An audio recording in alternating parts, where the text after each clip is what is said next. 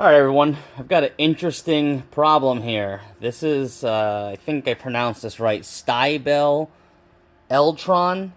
It's a water heater they sell in Home Depot and probably Lowe's. But it's a little 2.5 gallon on-demand water heater. You know, we've had some issues with this thing from the beginning. No major issues. One time, the blow-off valve here, or the thermal overflow valve here, was just spraying. And then one time it didn't work, and we noticed that this plug kind of fused itself to the extension cord here. Now, I know you're not supposed to be using an extension cord, but it's a very short run, and now here, I think, is exactly where the problem is. So what happened was, we turned the hot water on one day, there was no hot water, there was no indicator light, we had power, and it just wasn't getting any power. I noticed when I turned the thermostat that it wasn't making that clicking noise, like that off noise. I think it is now, and we'll try and listen. You hear that? So that's the internal switch turning. Now, if you move this a little bit, or it gets hot and it expands, it stops clicking. Of course, it's not going to do it now.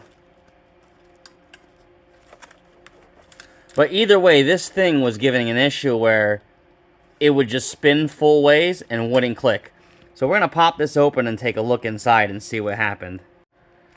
Okay, if you look in here, it's a little screw down. But as you can see, it will unloosen and make this loose. So we'll tighten it down right before it clicks. And now right here, this is tight again. The contactor's tight, and when we click it, you heard that? That's the contactor that turns the water heater on. So I think what happened over time was, with the tank heating up, expanding and contracting, this may have worked itself loose a little bit.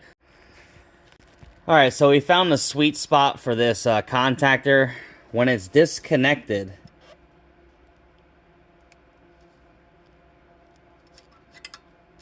when it's down like that, that's off. Once it makes contact, you have power going across. So you're gonna have to find that sweet spot in here. And this is a really sticky contactor. It's cheap. You know, it wobbles. So you're gonna do a lot of adjusting in here. And this may be past the life expectancy. But what we're gonna do is we're gonna just clean up that contactor in there a little bit. See if we can tighten some of these components. Maybe put a little dielectric grease in there. And then come back and show you if this thing works or not. It is so sensitive here that you have to get it. You hear it click? That's off. You got to get it right there. It's so sensitive. And then plug it in and see if that light will turn on. So we'll do that real quick. Alright, it's plugged in. Hopefully we get the little light action here. There it is.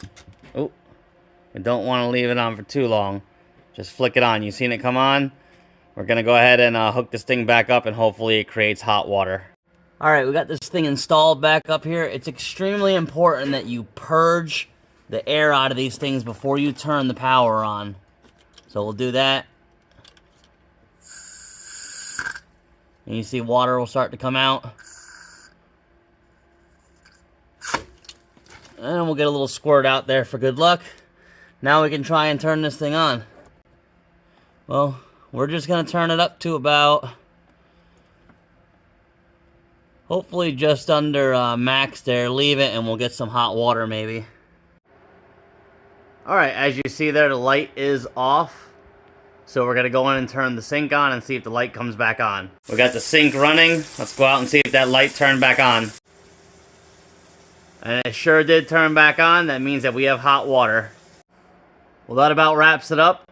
If you have problems with this little 2.5 gallon heater, you might just want to check that thermostat out up top and see if the contactor is not making contact or if something's loose, like in our case. But everything seems to be working fine. We have hot water. So I hope this helps. Thanks for watching. Please subscribe.